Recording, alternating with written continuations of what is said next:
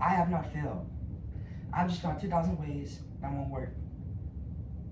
This is a quote from Thomas Edison, and it is often used as a motivator to overcome failure.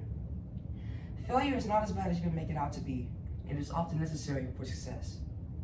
I experienced many failures during my freshman year of high school, and I'd like to share a story about it. While I was a freshman, I had a science class, and I was terrible at it. In middle school, I was okay in every subject, so I never really had to study for any test or quiz.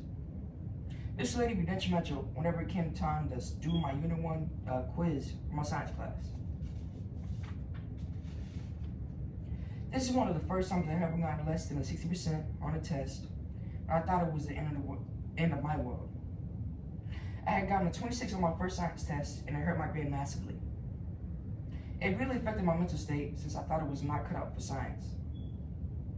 This is the first time I had hit a major roadblock in my life, since my failure showed me the fact that I wasn't as smart as I thought I was.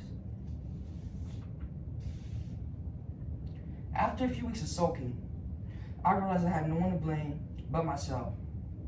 I had to look within, and I saw I was holding myself back since I did not use my potential to its fullest extent. As much as I didn't want to, I knew I had to study and practice for the future test.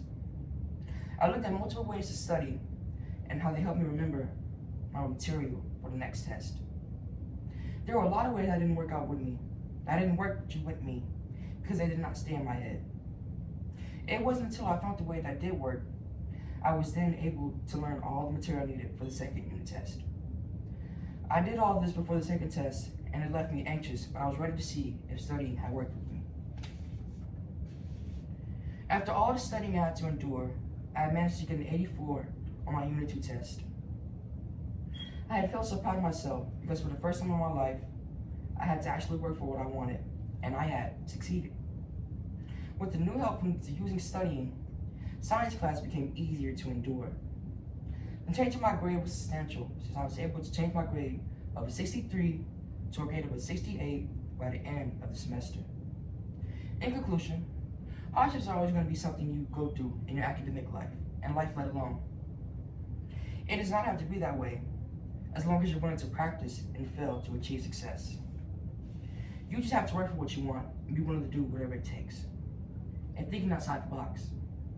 Lastly, don't ever give up, because there's always going to be a light at the end of the tunnel.